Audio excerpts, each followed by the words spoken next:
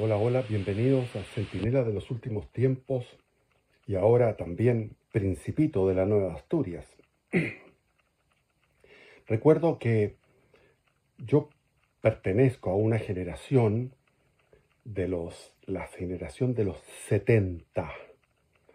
No fuimos los 60. Veíamos a nuestros primos o hermanos mayores pertenecer a lo que era, por ejemplo, el hipismo y todo lo que fue aquello de esa sacudida libertaria y consumo de drogas y todo eso.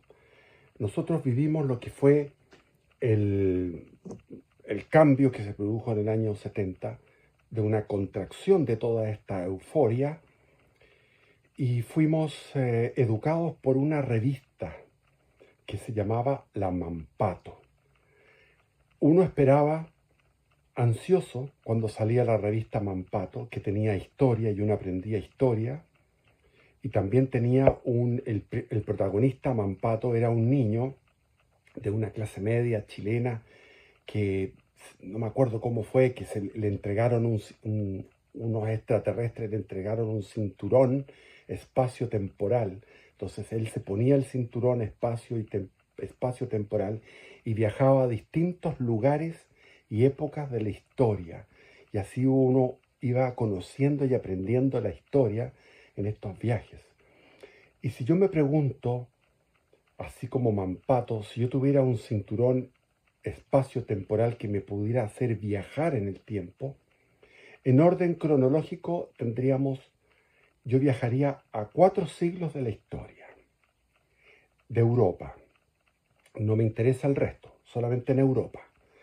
Sería el siglo V de Pericles en Atenas, donde surgieron Eurípides, Sófocles, los escultores, la magnificencia arquitectónica, eh, los, eh, los filósofos, etcétera. O sea, siglo V de Pericles, el esplendor de Atenas, donde surgió todo lo que es el germen de lo que es la civilización occidental. Después viajaría al siglo I, obviamente, en primera importancia. La vida de Cristo en Palestina, en Galilea, iría a Judá, iría a Cesarea de Filipo, donde en la costa, a ver todo lo que fue la predicación de Cristo. Lo acompañaría en su pasión, en su resurrección, con los apóstoles, y después iría a Roma y vería la persecución de Nerón del año 64 y después viajaría de vuelta a lo que es la destrucción del templo, cuando Jerusalén fue sitiado. Ese es mi segundo viaje. Con hartos viajes, el siglo I tendría varios viajes a varios lugares. Después tendría otro viaje a otro siglo, que es el siglo IV, que es lo que vamos a ver ahora. El siglo IV no está debidamente valorado. Hay que entender que el siglo IV, el imperio romano tuvo su esplendor en Trajano, en el 117, Adriano, Trajano. En cuanto a su extensión y a su pujanza, a su poderío, después viene una cierta decadencia. Pero en la decadencia seguían construyéndose, lo que se llama decadencia con comillas, seguían construyéndose fastuosidades, bellezas arquitectónicas. Y, y si uno va a Roma en el siglo II, es mejor el siglo III y finalmente el siglo IV. El siglo IV es el esplendor, la magnificencia de la prosperidad de Roma. En las Galias, por ejemplo, ir a cualquier pueblo de las Galias, cualquier ciudad de las Galias o de la Hispania o de la Grecia, del mundo helénico, todo eso era una cosa espectacular, de belleza. Hay un canal en YouTube que hace una reconstitución, como que uno viaja en esos pórticos, con esos capiteles de tipo qué sé yo, los jónicos, los dóricos, los corintios, los capiteles, las decoraciones. O sea, una estética fabulosa. Entonces el siglo IV es el esplendor máximo de lo que fue toda la antigüedad, que comenzó en el 1200 antes de Cristo, con las invasiones de los dorios, de las invasiones arias. Hubo una época de invasiones de otros lugares. Los aqueos dejaron de ser solamente los pelasgos, los aqueos dejaron de ser los habitantes de la Grecia y llegaron los dorios, que trajeron pujanza, que era una raza aria que venía de, no sé, de la zona que será ahora, me imagino, porque no se sabe, de lo que será ahora Hungría, el centro de Europa. Las invasiones de 1200 antes de Cristo. Y de ahí se fue forjando, ahí vino Homero, la Ilíada, la guerra de Troya, todo esto, que era rememoranza de la época de los aqueos, de los primitivos habitantes de Grecia. Y de esto después viene en el siglo VIII, en el 700 y algo, la fundación de Roma, que va surgiendo poco a poco. Roma se va haciendo con el mundo lentamente. Estos son 7 siglos hasta llegar a lo que fue la paz de Augusto. Este fue el siglo I. Por eso que les digo, yo viajaría al siglo V de Pericles, al siglo I del surgimiento del cristianismo y la paz de Augusto, de César Augusto, donde se acabaron las guerras civiles y viene todo un periodo de la Pax Romana, y después viajaría al siglo IV. Y finalmente el otro viaje sería al siglo XIII, la plenitud del cristianismo, y ahí estaría en la Universidad de la Sorbonne, junto con Santo Tomás de Aquino, San Alberto Magno, San, qué sé yo, es una playa está San Francisco de Asís, siglo XIII, Santo Domingo Guzmán, San Bernardo de Claraval, etc. Entonces son 3 siglos que yo iría a visitar. Y nos vamos a tirar con el siglo IV, pero antes de llegar al siglo IV hay que ver que se produjo la irrupción del cristianismo, la primera persecución, la de Nerón, en el año 64 al 68. Hay que entender que si la persecución, cuando mueren Pedro y Pablo, sus escritos tienen que haber sido por lo menos 15, 20 años antes. Es decir, que estamos hablando del año 40. Comienza en el año 40, o sea, 10 años después de la muerte. El año 30 fallece, es crucificado y resucita nuestro Señor Jesucristo, el año 30. Por lo tanto, el año 40 ya había escritos del Nuevo Testamento. Es decir, los evangelios, los más primitivos, por ejemplo, el más antiguo es el de Marcos y el de Mateo, son evangelios, el de Mateo del mismo apóstol de Jesús. Estamos en el siglo I, a 20, 30 años de los hechos, con personajes escribiéndole a personas que vivieron aquello. Es como si yo me pusiera a escribir ahora sobre la época del gobierno militar en Chile de Augusto Pinochet. Yo estaría escribiendo con mucha rigurosidad frente a los que me estarían leyendo, que serían personas que vivieron esa época. Es una época tan cercana como eso. Incluso la época del golpe militar estamos hablando de 50 años. Aquí estamos más cerca todavía. Entonces todos los textos del Nuevo Testamento, estos 27 libros, son cartas de Pablo, cartas de Pedro, cartas del apóstol Juan, cartas la carta de Santiago, etc. Y que habían otras cartas más, porque Pablo pasó toda su vida escribiendo. Fueron ríos de tinta los de Pablo, los de Pedro menos, etc. Pero Pablo escribió muchísimo. Entonces había una multiplicidad de textos que fueron siendo procesados por la tradición viva de la iglesia. Mientras se producían las persecuciones, hubo 10 persecuciones durante 249 años, hubo 10 persecuciones. La primera, la de Nerón, donde fue decapitado Saulo de Tarso y fue crucificado.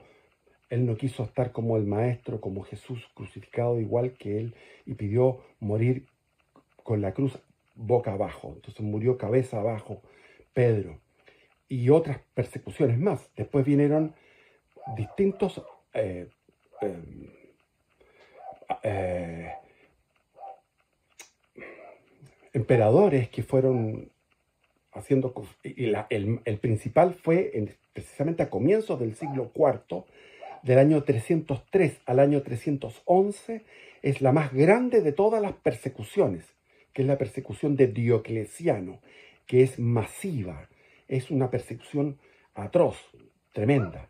Entonces, si sumamos todos los muertos durante todo ese periodo de 249 años de persecución, hay alrededor de 100.000 mártires. Hay algunos muy importantes, como hay núcleos, como por ejemplo en lo que fue Lyon, en lo que fue Lyon, los mártires de Lyon, etc.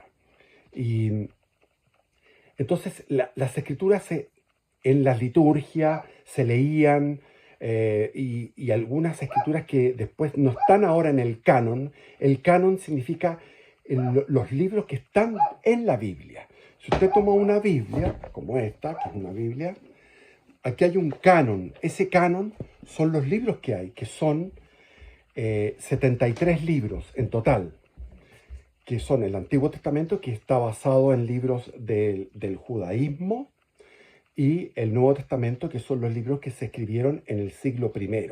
Los últimos son el Apocalipsis y el Evangelio de Juan, que son los más tardíos, los escritos del apóstol Juan, porque fue el que vivió más, vivió hasta finales del siglo I. Entonces él era un joven cuando conoció a Jesús, de haber tenido 16, 15, 16, 17 años. Cuando después viene la resurrección, de haber tenido 20, y de ahí para adelante él padeció una persecución y un martirio que lo metieron en una olla de greda gigante lleno de aceite, y él salió inmune, no le pasó nada.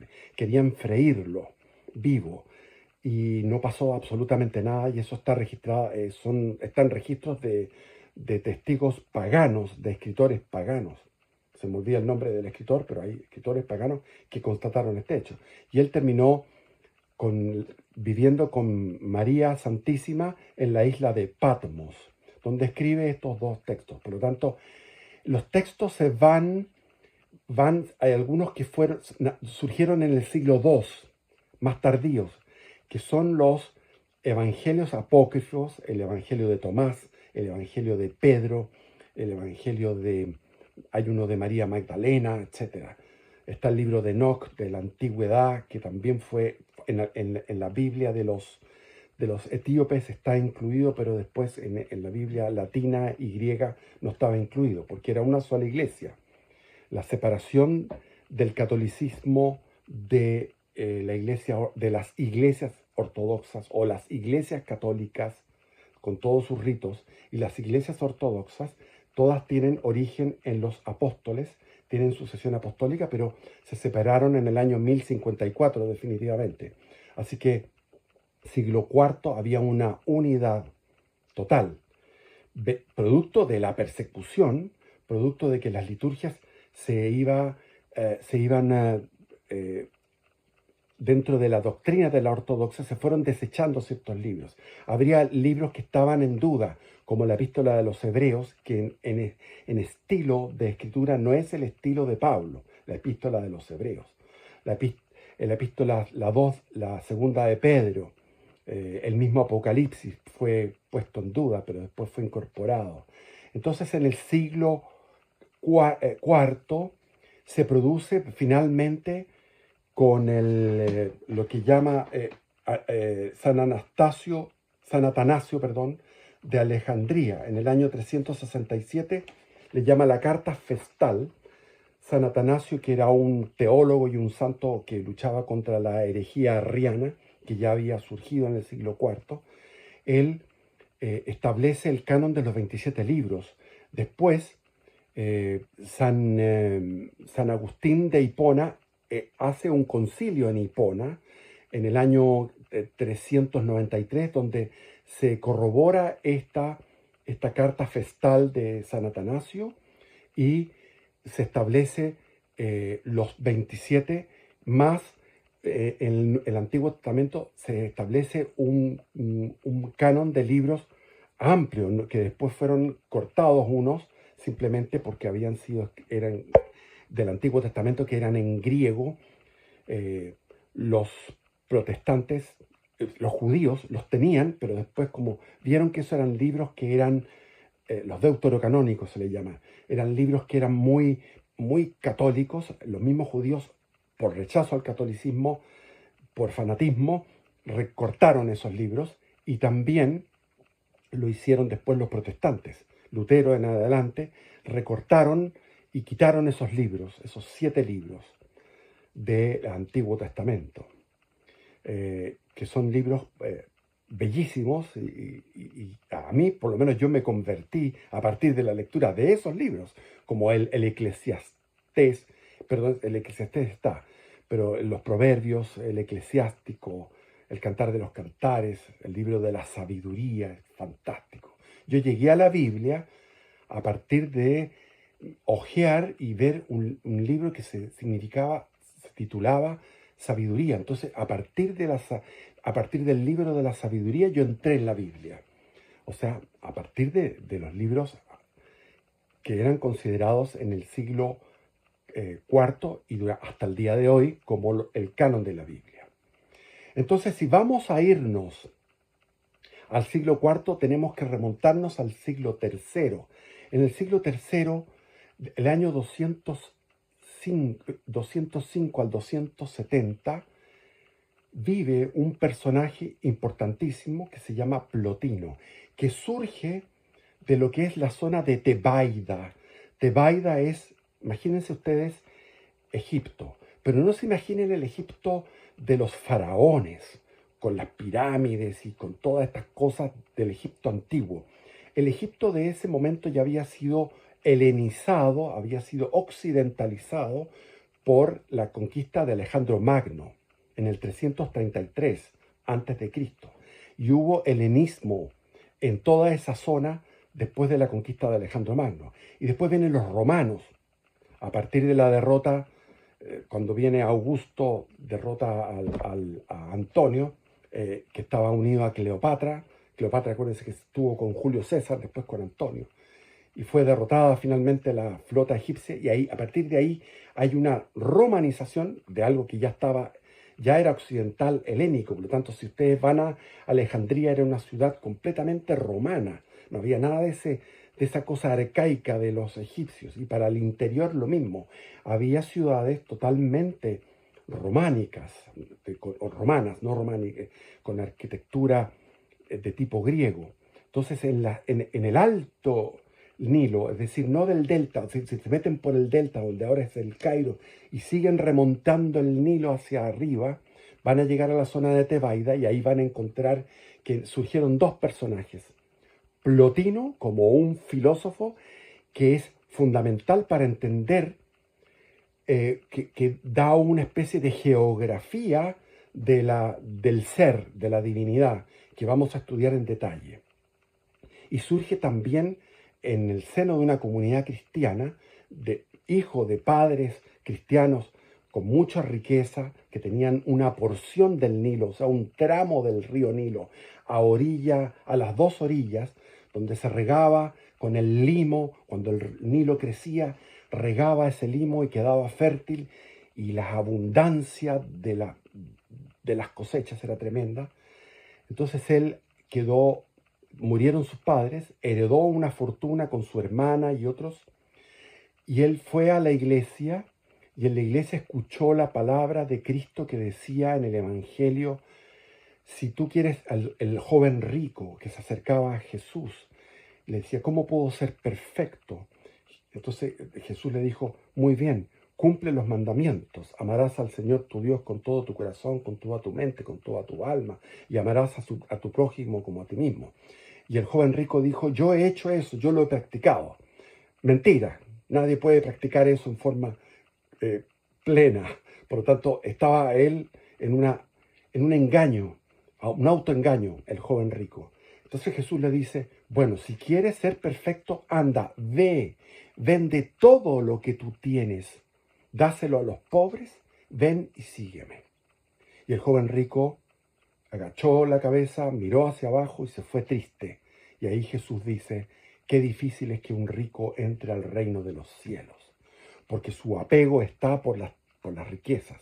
De ahí viene la expresión en el Sermón de la Montaña, porque el hombre no puede amar a dos señores, a Mamón, que era el dios del dinero, y a Yahvé. No puede amar a Dios y al dinero, porque odiará a uno y amará al otro. Y eso se ve en las personas que están toda su vida pensando en ganar plata. Eso yo lo he visto toda mi vida. Es una desgracia sin duda. Entonces, tenemos que él hizo eso, vendió lo que había recibido en herencia, se lo dio a los pobres y se fue a un valle que está yéndose hacia el Mar Rojo, y en ese valle encontró una fuente de agua. Había un agua subterránea que después fue secada por el excesivo consumo. Hay que entender que los desiertos tienen un agua que viene de tiempos pretéritos. Cuando llegaron las salitreras, las minas de salitre en el norte de Chile, en el desierto de Atacama, hacían pozos profundos y podían encontrar agua que estaba depositada de tiempos inmemoriales. Y esa agua fue consumida por esa actividad humana. Y ahí San Antonio de Egipto se dedicó a la ascética, que significa la ascesis, que significa disciplina contra el cuerpo y contra los pensamientos y contra los deseos, una disciplina, un modo de purgación, de ir purificando el alma y el cuerpo para alcanzar a la plenitud y la comunión con Dios. Entonces,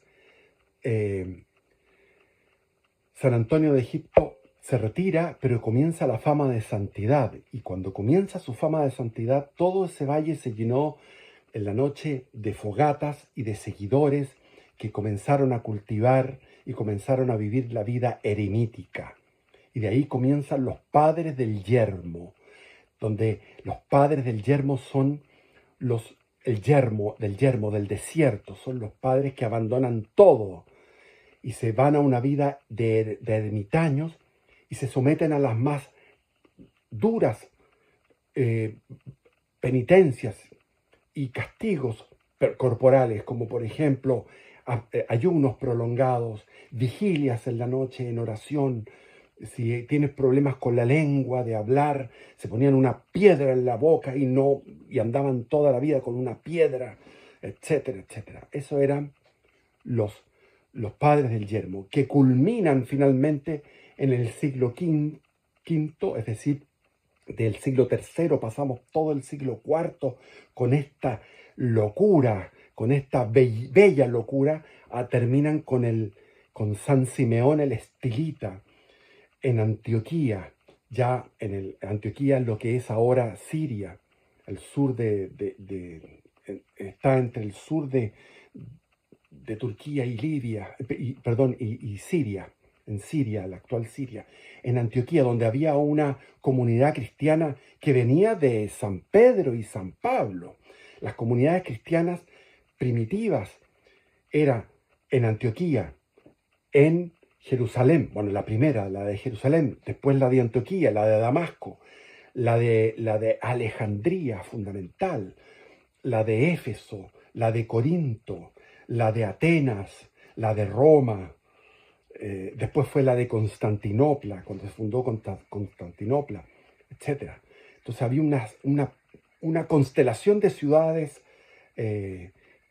cristiano-católicas, porque el nombre católico viene de Antioquía, de San Ignacio de Antioquía, que cuando fue a su ejecución, fue condenado a ser ejecutado, él iba en un barco atravesando, condenado con grilletes, iba escribiendo cartas a las distintas iglesias a las que iba visitando, y ahí mencionó por primera vez en el año 106 la palabra católico. ¿Por qué se pesaba la palabra católico? Para diferenciarse de otros que se habían apropiado de la palabra cristiano, pero que no pertenecían a la iglesia, sino que eran sectas que estaban en un error doctrinal y en un error de liturgia y en diversos errores doctrinales y de liturgia. Entonces, para diferenciarse de esos que se habían apropiado de la palabra cristianos, se comenzaron a llamar católicos. Entonces la palabra católico se expande durante el siglo segundo y durante el siglo tercero y el siglo cuarto. Por lo tanto, la teoría que dicen los protestantes de que el catolicismo surge en el siglo cuarto no es así. La palabra católico y el catolicismo surge en el siglo primero con Cristo y se denomina católico al comienzo del siglo segundo. Y ahí en Antioquía estaba Simeón el Estilita en el 360 más o menos, y de ahí él comienza a vivir 37 años arriba de un pilar, que primero fue un pilar de 3 metros, después le pusieron un pilar hasta de 18 metros. O sea, un pilar de piedra de 18 metros y arriba una especie de losa, de plataforma de 3x3, donde él podía dormir, podía orar, y no bajó durante esos 37 años. Y de ahí vino una moda de los estilitas, que, es decir, hay que entender el nivel de fervor, porque San Simeone está canonizado, no era un loco, era un hombre que podía estar arriba de esa plataforma pequeña de 3x3, que tenía un agujero por donde podía defecar. Abajo le limpiaban y le subían con un canasto comida que era muy poca, porque él ayunaba todo lo que era la cuaresma, la ayunaba los 40 días completos. Pero él tenía que estar soportando el frío, las heladas, la lluvia, el sol, la inactividad arriba. Se le hinchaban los pies, las piernas, se le llenaban de gusanos, y él no tiraba los gusanos hacia abajo, sino que les decía: gusano, si tú quieres comer de mi carne, come de mi carne. Entonces había un delirio que se basa en el Federico Nietzsche, de decir: nosotros nos transformamos en una casa de orates con el cristianismo. Fue una casa de orates, pero una maravillosa casa de orate con estos padres del yermo, en la famosa Tebaida. Y de la Tebaida, donde se está produciendo esto, se produce el origen de la vida monástica, porque después de San Antonio muere a los 105 años, arrodillado y con los brazos extendidos en cruz en oración. Se arrodilló, elevó los brazos en cruz y murió, y quedó petrificado en esa forma. El compañero que estaba ahí, testigo de su muerte, cuenta todo esto. Y después viene San Pacomio, que va a empezar a dar una norma a los ermitaños para reunirse los días domingo en la misa y compartir y echar la talla, conversar, echar chistes, relajarse el domingo después de la misa. Y eso es la prefigura de lo que fue después, en el siglo XI, San Bruno, en el siglo XI. Y es una prefigura de lo que en el siglo V viene San Benito de Nurcia a fundar la orden de los benedictinos, que después tiene una reforma con los cistercienses, y después otra reforma con los trapenses. Entonces hay 3 órdenes que están basadas en la regla de San Benito, que es del siglo V. Entonces estamos en el siglo II, y surge de ahí, de esa zona, un hombre que se llama Plotino. Y este Plotino es un filósofo pagano que va a Alejandría, y en Alejandría recibe tiene un maestro que estaba inspirado en otro, que era Filón de Alejandría. Filón de Alejandría era un judío de la comunidad judía de Alejandría del siglo II y que elaboró toda una tesis de lo que era el neoplatonismo. Recogen a Platón y lo van enriqueciendo y van llegando a profundidades más allá. Y ahí está Plotino. ¿Qué es lo que hace Plotino? Plotino recoge las ideas. Está, acuérdense, la biblioteca de Alejandría con vista al mar. Hay emperadores romanos, entonces Plotino va, se mete en el ejército, va con el emperador que va a ir a conquistar Persia y la India, quiere hacer lo que hizo Alejandro Magno. Entonces decía, si nosotros, el emperador romano decía, si nosotros conquistamos a los griegos, ¿por qué no podemos conquistar lo que los griegos conquistaron?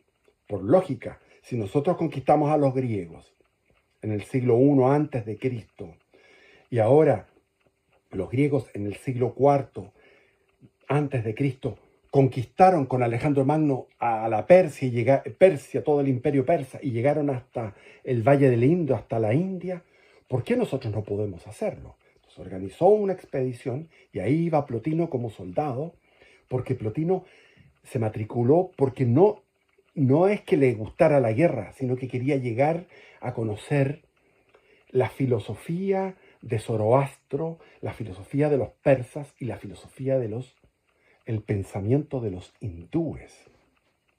Y no pudo hacerlo. Entonces, después de recoger una serie de elementos metafísicos de Platón, de Sócrates, de Aristóteles, de Filón, de Alejandría, él viaja a Roma y se relaciona con la nobleza romana. Y en ese lugar, imagínense Roma en el siglo III, un esplendor de civilización extraordinario, de belleza. Hay que imaginarse lo que es Roma. Vean, como les digo, hay un canal que reproduce toda esa arquitectura, todos esos espacios en Roma. Y ahí Plotino elabora una teoría metafísica, una visión del mundo, del ser, que después va a ser escrita en 6 tomos, son las Eneadas. No confundir con la Eneida de Virgilio, las Eneadas. Yo busqué las Eneadas porque quería leerlas y no las encontré en ningún lado. En todo Madrid no encontré las Eneadas. Es difícil encontrar esos libros.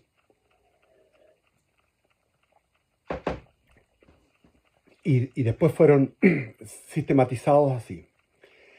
¿Qué es lo que plantea Plotino? Plotino plantea una visión de Dios, que es una visión de un Dios trascendente, infinitamente simple y trascendente, por lo tanto es inaprehensible por la mente humana. La única manera que podemos llegar a Dios es a través de decir, no es esto, no es corruptible, no es finito, etc. Todas las categorías, establece un método que es el método de la negación. ¿Cómo podemos saber lo que es Dios? A través de la negación. Y este es un Dios tan trascendente que la inmanencia es una inmanencia infinita. Por eso que después uno de los discípulos de Plotino, que es San Agustín, dice, Dios es más íntimo que mi mayor intimidad está más adentro mío de lo que yo mismo puedo estar adentro mío. Y está más allá, más alto de lo que yo puedo llegar a alto. Es decir, hay una trascendencia de un ser completamente puro, perfecto, es un espíritu absoluto y no tiene necesidad de crear, no crea, sino que lo que Él hace es, de Él emanan los distintos seres. Él está más allá del ser, ya no es un ente, es más allá de un ente. Entonces, este ser que finalmente puede recoger dos atributos positivos. Todo es negativo, pero hay dos atributos positivos, que es la suprema bondad y la suprema belleza, pero de la suprema simplicidad, de él emanan, no es un creador, sino que de él emana de forma natural, emana un ser que es un continuo. En este sentido hay un continuo espiritual. Emana lo que él llamó el nous. Ese nous es el mundo de las ideas platónicas. Es todas las ideas, infinitas ideas que podrían ser creadas de ideas de seres, de ideas múltiples, de distintas categorías de ideas. Esas ideas emergen de esa simplicidad. Y de las ideas emerge un alma, y ese alma se divide en tres dentro de esta expansión, desde este núcleo central que es infinito, es un núcleo que está en nosotros, en todas partes, nos movemos, existimos, vivimos en este ser infinito, pero del infinito emerge entonces ese nous, que son las ideas, pero esas ideas, para llegar a tener movilidad y vida, surge un alma suprema. Y el alma suprema, en un continuo, viene el alma de todo lo que existe, el alma de la totalidad. Y del alma de la totalidad van desprendiéndose las almas particulares, singulares. Y estas almas singulares, Plotino no niega a la multiplicidad de dioses. Son seres cósmicos, inmensos seres cósmicos, que son dioses, todos los dioses, que pueden ser miles de dioses. En eso está, es como que él no llegó a la India, pero es como la India, el Brahma, desde donde surgen eras inmensas, eras cósmicas de miles de millones de años, y donde surgen mundos y vuelven de nuevo a ese ser y vuelven a surgir. Aquí es una emanación de estos seres que van, como les digo, del nous, del mundo de las ideas, al alma suprema, del alma suprema al alma de la totalidad, y del alma de la totalidad a las almas singulares. ¿Y cuáles son las primeras almas singulares que van surgiendo de este nous, de este uno, que le llama él, el uno, de este ser trascendente, formidable? Surgen las primeras almas, que son lo que llamaríamos nosotros los serafines, los querubines, los grandes seres espirituales, los ángeles, o para él, los dioses. Y después vienen las almas del ser humano, que ya estamos en el mundo sensible, en el mundo de la materia. Y la materia va degradándose hasta llegar a la materia inanimada y hasta el átomo, la piedra, lo que no piensa, lo que no siente. Entonces él establece una jerarquía. La jerarquía surge naturalmente. Del uno surge el nous, del nous el alma suprema, del alma suprema el alma de la totalidad, del alma de la totalidad surgen las almas, los grandes seres cósmicos, los grandes seres espirituales. Y de ahí los ángeles, y después de los ángeles, los seres conscientes, que se dan cuenta, y se dan cuenta de que se dan cuenta que nosotros somos esos seres conscientes que vivimos la degradación, la muerte, la enfermedad, vivimos ya el deterioro porque estamos alejados de ese núcleo. Y él establece establece varias metáforas para explicar esto, pero esta visión de la divinidad es como un sol. del Sol, que es el Sol, ese sería el nous, del Sol emerge, surge, emana la luz de forma inevitable. Este Sol no necesita crear nada. Este nous no necesita crear nada. Surge, emerge, emana un ser que es, o sea, el Sol, ¿qué es lo que emana? Luz y calor. Luz y calor. Esta luz y este calor es más fuerte y más intenso con respecto a los seres que están más apegados y más cercanos a esta emanación. Pero existen otros seres que estamos más alejados de esta emanación. Y en este sentido, el ser humano sería un ser que está en un ecuador de la conciencia. Estamos en un ecuador, en un punto de inflexión, donde estamos nosotros con un cuerpo. Hay una visión negativa de lo material. Lo material está alejado de la bondad y de la belleza que es lo espiritual puro.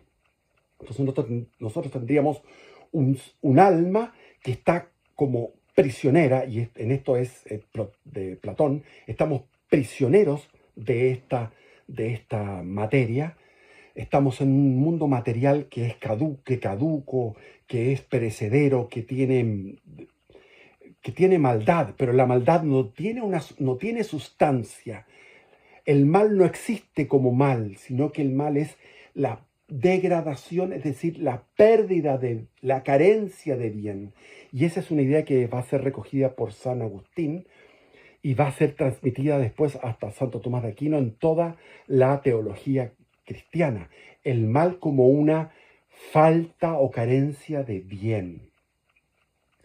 Entonces existe esta jerarquía, y nosotros estamos entonces en este ecuador de la conciencia, donde o podemos irnos hacia el mundo animal, que es lo que nos toca en forma inmediata. El hombre es un animal racional, un animal político, un animal metafísico, pero es un animal, y podríamos llegar a mayor niveles de animalidad al unirnos a esta mortalidad, a esta materia, o podemos, mediante una disciplina filosófica, mediante un éxtasis, que no es un éxtasis del arrobamiento de los santos, como la Santa Teresa de Jesús, o la Santa Teresa de Ávila, o otros santos que tenían arrobamientos producto del amor de Dios, de la gracia de Dios, de una gracia infusa que permite una especie de relación de amor entre Dios y el hombre. No, aquí no existe eso, porque Dios no es personal. Dios no es personal. Y de ahí que la manera de llegar, de superar la prisión de la materialidad es a través de el desarrollo de un intelecto, de un intus legere, de un leer dentro y poder ir avanzando hacia un éxtasis en que tú llegas al nous y del nous al uno, al ser primordial. Y esa experiencia mística comienza con raciocinio, con intelecto, pero acaba en algo inenarrable, que es un éxtasis que yo lo he experimentado. 4 horas, varias veces. 4 horas, o sea, el éxtasis de Plotino, que manifiesta Plotino, yo lo he experimentado a través de un método que lo tienen es un método de los hindúes. Son métodos de meditación que tú puedes llegar si tú lo practicas de forma contundente, como lo he practicado yo. Es una experiencia maravillosa, diferente de las experiencias cristianas católicas, diferente, pero sí hay algo ahí que es un camino. Entonces, Plotino es leído por San Agustín de Hipona. San Agustín es un personaje que surge en el siglo IV, justo cuando ya está la plenitud del cristianismo. El cristianismo ha vencido al imperio pagano, al imperio romano pagano, ha ocupado todo el territorio del imperio y ha venido la gran persecución, siglo IV, del año 303 al año 311, se produce la gran persecución de Diocleciano. Y después viene Constantino, el emperador Constantino, que él tenía una señora que ya, la esposa, ya era cristiana, y le dijo, con este signo puedes vencer. Y tenía una guerra civil donde tenía que pelear contra otro, y dijo, con este signo, el signo de la cruz, y le puso a su gente que se pusieran el signo de la cruz en los escudos, y él venció en esa batalla y él quedó en deuda con eso y se convirtió, se bautizó al final de sus días como arriano y finalmente, al final, cuando ya estaba agonizando, cambió su bautismo por el bautismo católico. Entonces Constantino establece lo que se llama el Edicto de Milán. Él, para lo que era el mundo occidental, o sea, todo lo que era la parte latina, que es lo que es actualmente Italia, Francia, parte de Alemania, Inglaterra, Bélgica, Holanda, España, Portugal, lo que es ahora Marruecos, lo que es ahora Argelia, Túnez. Todo eso era el lado occidental, se había dividido el imperio y él fundó, Constantino, lo que se llamó Constantinopla, sobre una ciudad que ya existía en el Bósforo, en ese lugar estratégico donde se puede cruzar del mar Negro al mar Mediterráneo. Entonces ahí puso Constantinopla, que duró 1000 años como Constantinopla, el imperio bizantino. Entonces Aecio, en el lado licinio, no me acuerdo cuál era uno de ellos, puso el edicto de Milán, significaba libertad de culto. El cristianismo es aceptado dentro de la libertad, de la pluralidad de cultos, porque había también en esa época muchísimos cultos gnósticos. Había una proliferación de sabidurías, de sectas, de iniciación, de autorrealización, al estilo de lo que es ahora la New Age. Entonces se produce este edicto de Milán, y entre el edicto de Milán, que es en el 313, acuérdense que del 303 al 311 viene la última gran persecución de Diocleciano, después viene Constantino, 313, el edicto de Milán, y en el 380 viene el edicto de Tesalónica. Entre medios se producen muchísimos acontecimientos políticos. El edicto de Tesalónica en el año 380 es dictado por Teodosio, que era uno que venía de la zona de la Hispania, de lo que es Málaga. De Hispania venía Teodosio, y Teodosio establece no la libertad de culto, sino que la religión oficial del imperio es la religión católica.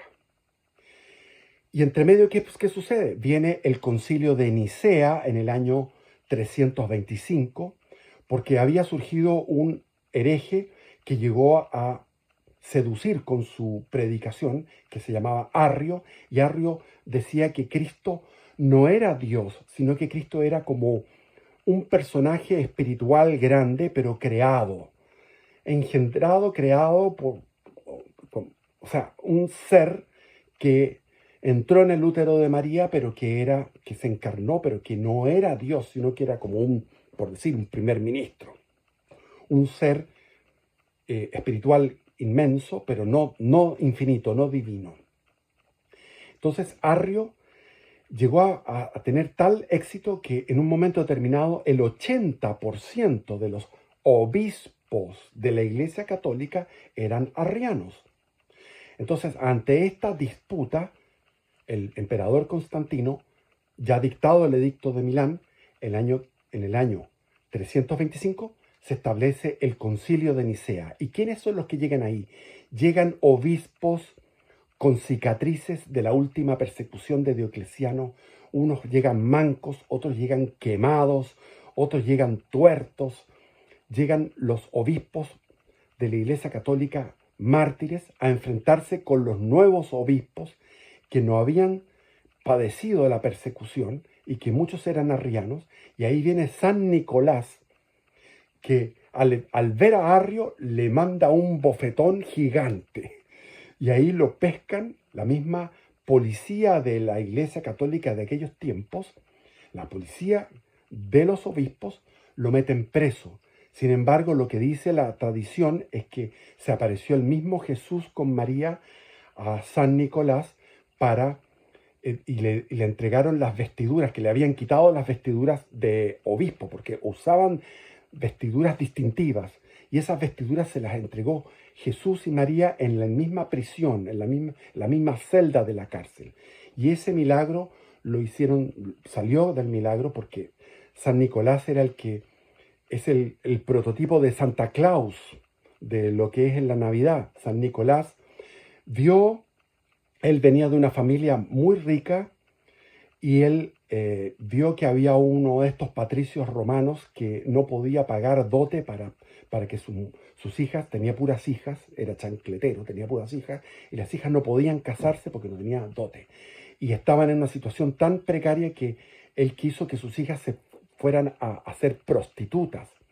Y él, cuando se entera San Nicolás de esto, esto es en la zona, en Grecia, va por la chimenea, le mete un saquito con monedas de plata.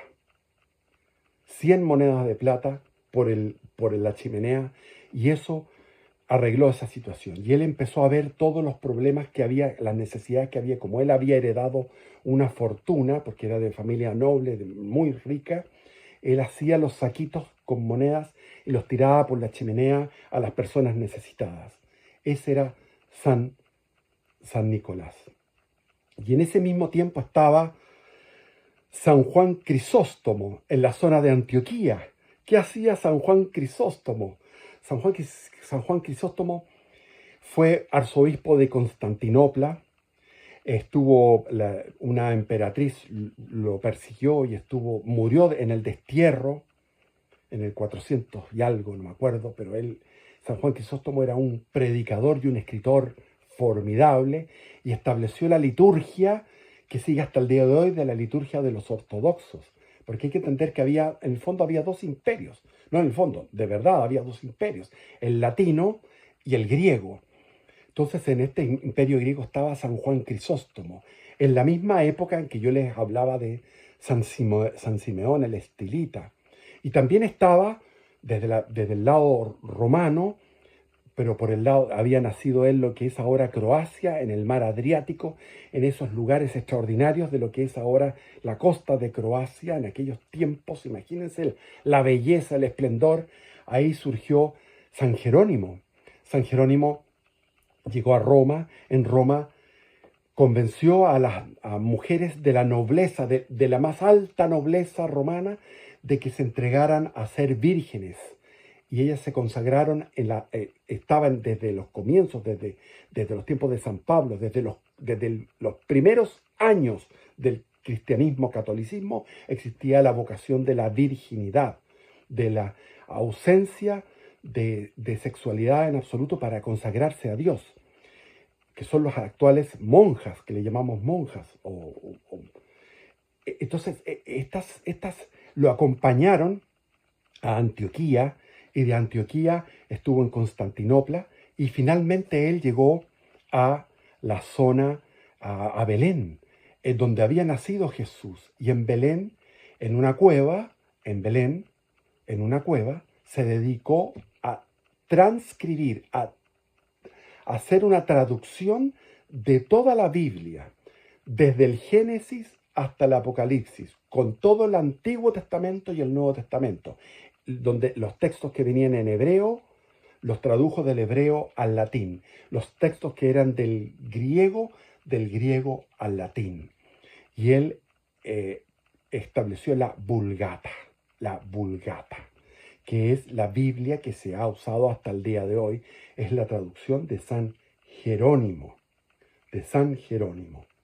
Otro grande, rodeado con estas mujeres. Estas mujeres lo que hacían era ayudarlo en darle comida, que comía muy poco, estaba en una cueva haciendo este trabajo.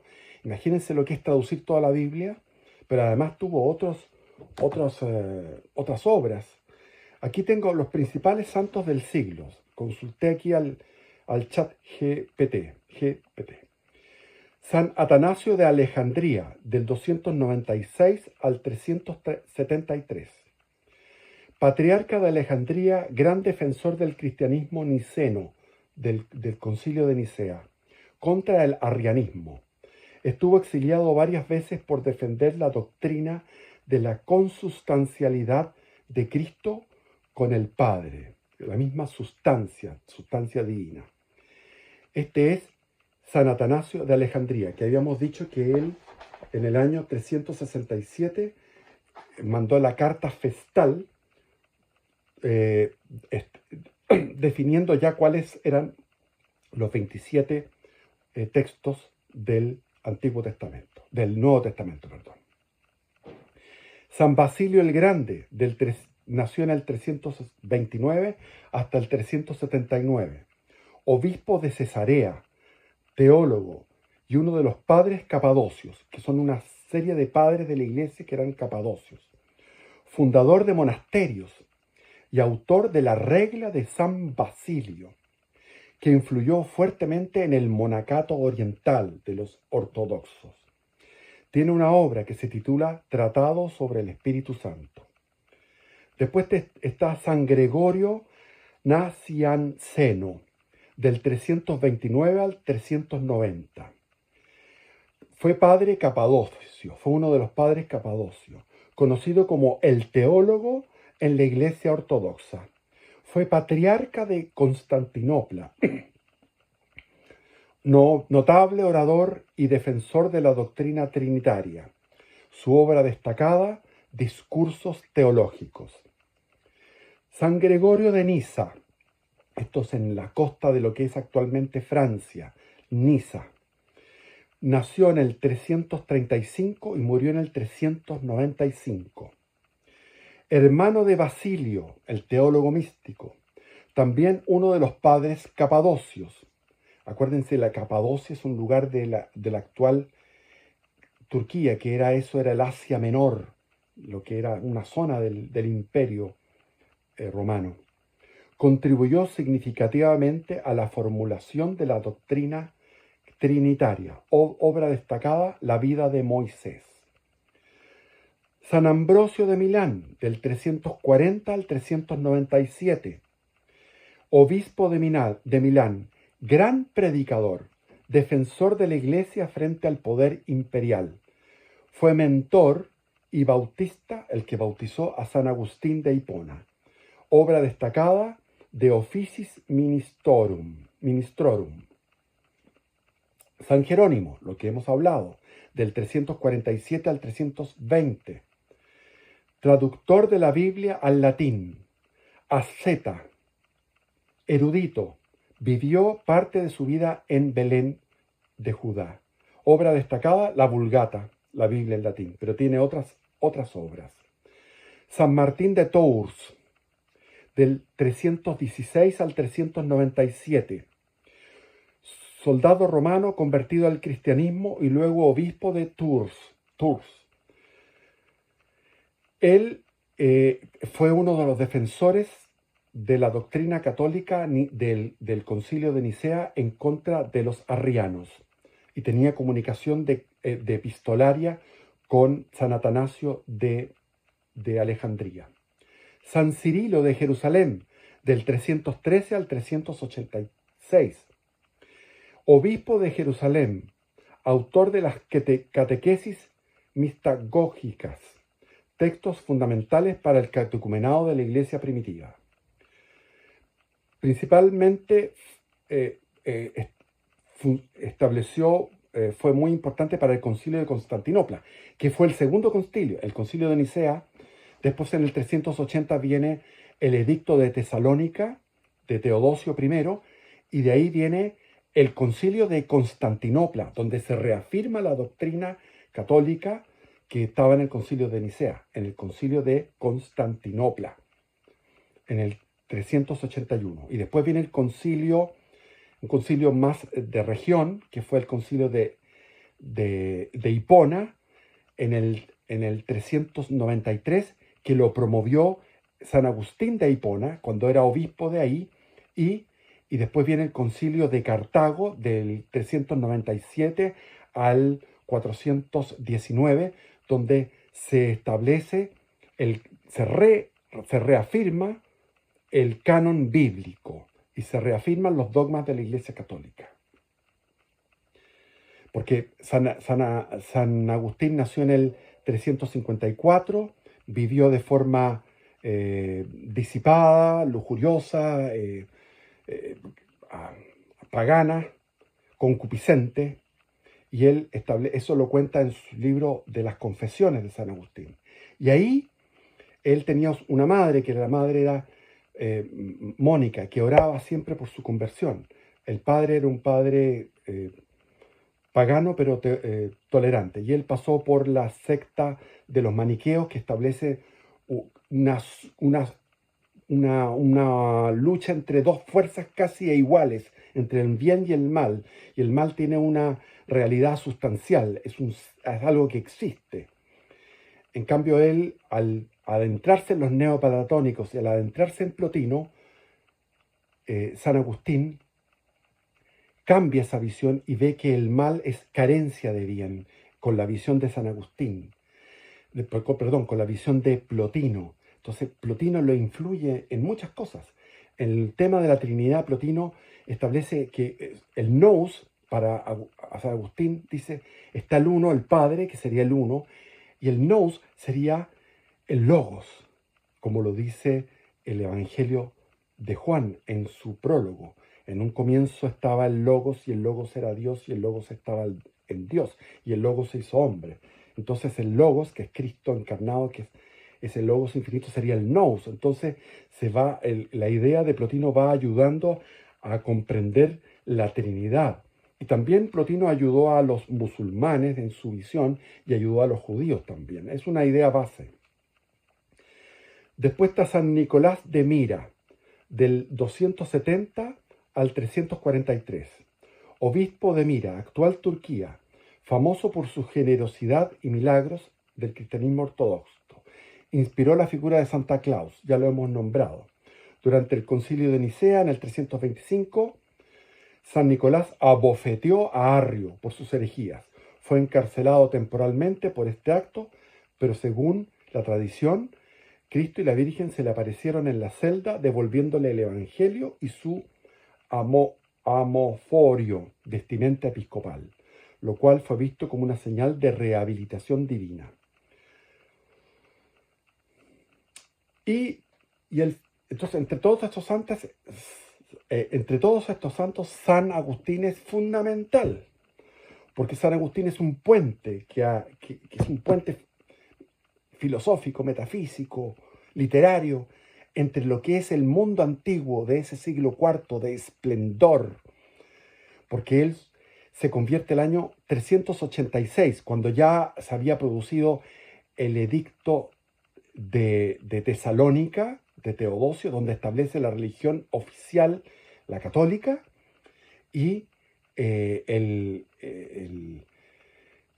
concilio de Constantinopla del año 81. Por lo tanto, él se convierte en el año 86 en la plenitud, se convierte por escuchar a San Ambrosio de Milán, y porque antes escuchó a un maniqueo, a un doctor, uno de los más importantes filósofos del maniqueísmo, y no fue capaz de responder las preguntas que él estaba haciendo, porque era un extraordinario retórico, escribe mucho y comprendía mucho la Eneida de Virgilio y toda la literatura latina y la literatura griega. Entonces era un hombre muy versado, que había tenido mucha disciplina de niño para estudiar, una disciplina que él mismo dice que venía de afuera porque le pegaban azotes, y gracias a los azotes enderezó su naturaleza caída por el pecado original, que tiende a la disolución, a la pereza, al juego, a la distracción, y él fue enfocado a través de los azotes a comprender la literatura, y era un versado en filosofía y en literatura clásica. Entonces él en su mente es un resumen de todo lo que era ese mundo antiguo que tenía ya 1200 más 400, 1600 años de antigüedad. Entonces, estos 1600 años de antigüedad, desde Homero, la Ilíada, la Odisea, hasta los Marco Aurelio, los estoicos, etc. Lo tenía todo en su mente, pero después viene su conversión y es el que engendra a través de sobre todo su obra fundamental, que son las confesiones. A través de las confesiones va estableciendo, que es una obra autobiográfica, pero con una profundidad teológica y filosófica extraordinaria, basada en el neoplatonismo, en Platón, en última instancia. Él está dando fundamento a una manera filosófica de ver del cristianismo, que fue el cristianismo medieval de la Alta Edad Media y de la Edad Media, hasta que llegó finalmente a través de Averroes en España, a través de este Averroes que era un islámico, llegó Aristóteles, que estaba vedado, estaba olvidado, a manos de la Universidad de la Sorbonne, las primeras universidades que habían en el siglo XIII, y viene Santo Tomás de Aquino, basándose en Aristóteles. Pero aquí estamos en otro mundo filosófico, el de San Agustín. Y hasta aquí llego y voy a leer en un video sobre San Agustín, lo voy a leer completo, un texto, ¿ok? Para los que quieran adentrarse en el tema de San Agustín. Bendiciones, viva Cristo Rey.